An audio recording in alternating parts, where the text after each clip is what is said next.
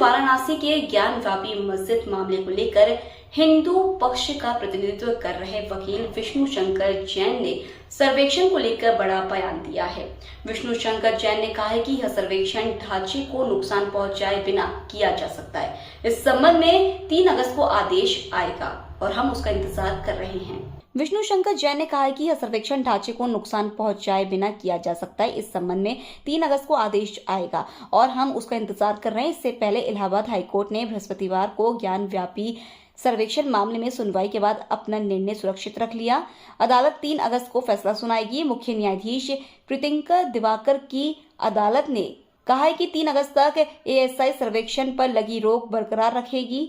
अदालत मस्जिद का प्रबंधन करने वाली अंजुमन इंतजामिया मस्जिद की ओर से दायर याचिका पर सुनवाई कर रही थी। समझौता निकाय उन्होंने कहा है कि ऐतिहासिक जो भूल है वो उसको मान लिया जाए। समझौता होता है जब हम कुछ देना चाहें और वो कुछ दें।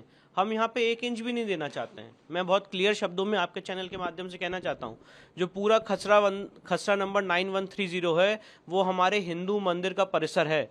तो समझौता आज होगा तो किस आधार पे होगा? तो मैं आप इसको फिर से रिस्पेक्टफुली कहना चाहता हूँ, समझौते की बात नहीं कही है। उन्होंने कहा है कि जो ऐतिहासिक गलती उनसे हुई है उसको वो मान लें। और ये बात मैं भी कह रहा हूँ कि ऐतिहासिक गलती हुई है अंजुमन इंतजामिया से। जो हमारा हिंदू मंदिर का परिसर था, हमारे आराध्य देव का जो परिसर था, उसको एक मस्जिद के रूप में इस्तेमाल करने तक घृणित काम अंजुमन इंतजामिया ने किया है। जितनी जल्दी वो उसको मान ले उतना अच्छा है। और अगर नहीं मानेंगे तो हमारी जो लड़ाई है वो कोर्ट के माध्यम से चल रही है और वो चलती रहेगी। आर्कियोलॉजिकल सर्वे ऑफ इंडिया का order already district court Varanasi पारित कर चुकी है। आगे इसमें ऑनरेबल इलाहाबाद हाईकोर्ट में सुनवाई कंप्लीट हो चुकी है। 3 अगस्त को ऑनरेबल इलाहाबाद हाईकोर्ट इसमें अपना आदेश पारित करने वाली है। तो पॉइंट इन इशू ये है कि हमारा जो लीगल केस है वो हम लड़ी रहे और लीगल माध्यम से प्रूफ करेंगे कि ज्ञानव्यापी एक मस्जिद नहीं, ज्ञानव्यापी एक मंदिर है। और ये मस्जिद नहीं, एक महाजिद है। जिस तरह से वेस्टर्न वॉल, त्रिशूल, स्वास्तिक के चिन्ह, कटी हुई मूर्तियां, खंबे, पिलर्स, देवी देवताओं को रखने के आले, ये सारी सबूत चीख चीख के कह रहे हैं कि वो एक हिंदू मंदिर का भग्नावशेष है, हिंदू मंदिर का परिसर है। और भी बहुत सारे सबूत आर्कियोलॉजिकल सर्वे ऑफ इंडिया के सर्वेक्षण में मिलने जा रहे हैं।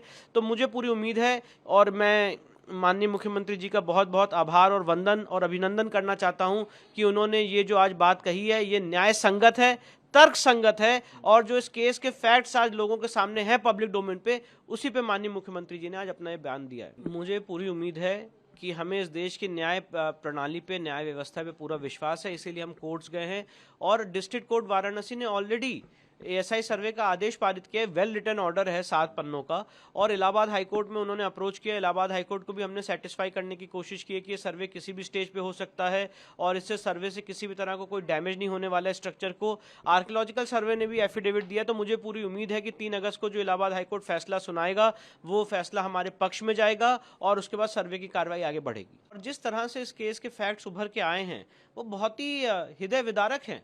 इस पूरे सनातन समाज, सनातन संस्कृति में 12 ज्योतिर्लिंग है, उसमें से 5 ज्योतिर्लिंग स्वयंभू हैं। उन 5 स्वयंभू ज्योतिर्लिंग में जो सबसे पहला ज्योतिर्लिंग है वो आदि विश्वेश्वर का ज्योतिर्लिंग है। उसका जो मूल स्थान है जहां पे हम अपने आदि विश्वेश्वर की पूजा करते, अर्चना करते, रुद्राभिषेक करते, वहां पे वजू टैंक में शिवलिंग के ऊपर वजू किया जा रहा है। और जब उसके ऊपर सवाल उठाए जाते हैं तो कहते हैं नहीं, साइंटिफिक सर्वे नहीं होना चाहिए। जब शिवलिंग की एसआई जांच की मांग करते हैं तो कहते हैं साइंटिफिक सर्वे नहीं होना चाहिए, कहते हैं फाउंटेन है, फाउंटेन कहते हैं हमारे शिवलिंग को। साथ ही साथ जो पूरा परिसर है जहां पे और देवी देवता उनकी कटी हुई मूर्तियां रखी हुई हैं, व्यास परिवार उस तहखाने में नवंबर 1993 तक पूजा कर रहा था। उनको प्लेसेस ऑफ वर्शिप एक्ट का मर्डर करके उस तहखाने से बाहर फेंक दिया। हिंदू समाज के लोग अलग अलग उस जगह पूजा कर रहे थे। माँ श्रृंगार गौरी की जो हम रोज वहां पे पूजा कर रहे थे, आज हमें साल में एक बार चतुर्थी के दिन वहां पे माँ श्रृंगार गौरी की चौखट पे पूजा करनी पड़ती है मस्जिद की वेस्टर्न साइड पे। तो ये आपने पूरे क्या कहते हैं माइनॉरिटिज्म का और इस देश में जो सेक्युलरिज्म का एक गंदा खेल खेला गया है उसका ये जीता जागता उदाहरण है कि आपने हिंदू समाज की जो सबसे बड़ा आस्था का केंद्र था उसको आपने इस तरह से कन्वर्ट कर दिया और प्लेसेस ऑफ वर्शिप एक्ट की दुहाई दे रहे हैं, जिसको 2 कोर्ट भी कह चुकी है। बनारस की डिस्ट्रिक्ट कोर्ट 12 सितंबर 2022 को और ऑनरेबल इलाहाबाद हाईकोर्ट 31 मई 2023 को कि यहाँ पे प्लेसेस ऑफ वर्शिप एक्ट लागू नहीं होता है। तो इसलिए केस के मेरिट्स पे बात होने जा रही है और मुझे पूरी उम्मीद है कि कोर्ट के माध्यम से हम ये केस जीतेंगे। माननीय मुख्यमंत्री जी का जो बयान है उत्तर प्रदेश सरकार के, वो बिल्कुल तथ्यों पर और सबूतों पर आधारित है।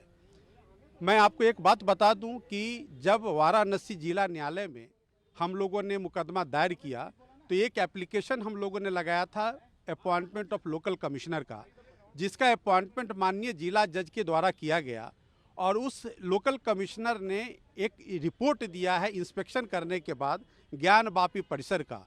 उस रिपोर्ट के आधार पर यह बहुत स्पष्ट है कि ज्ञान वापी परिसर में हमारे जो देवी देवता हैं उनके मूर्ति आज भी वहाँ मौजूद हैं।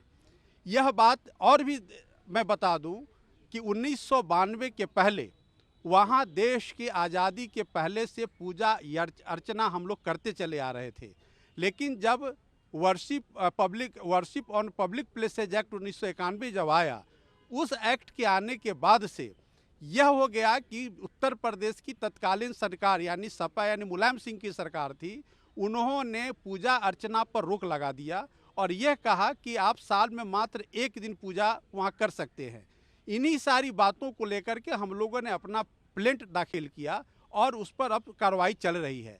तो आज अदालत के समक्ष वहाँ हमारे देवी देवता यानी कि माता गौरी की प्रतिमा मौजूद हैं, भगवान गणेश के प्रतिमाएं मौजूद हैं, बजरंग बली के प्रतिमाएं मौजूद हैं, अन्य देवी देवताओं के प्रतिमाएं मौजूद हैं।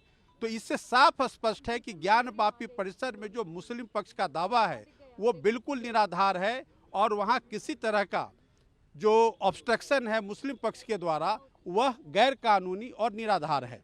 Chanakya news India live TV को आवश्यकता है उत्तर प्रदेश, राजस्थान, मध्य प्रदेश के सभी जिलों में जिला ब्यूरो हेड व रिपोर्टर की। संपर्क करें 9643761495 www.chanakyanmedianetwork.com। Registered by government of India, CMN media PVT LTD। अब आप अपने चहेते चाणक्य न्यूज इंडिया को जल्द ही देख पाएंगे Jio TV, Airtel Xstream, Rock TV, ई-बाबा टीवी और बहुत से लीडिंग OTT प्लेटफॉर्म पे। चाणक्य न्यूज इंडिया से जुड़ने के लिए संपर्क करें 9643761495।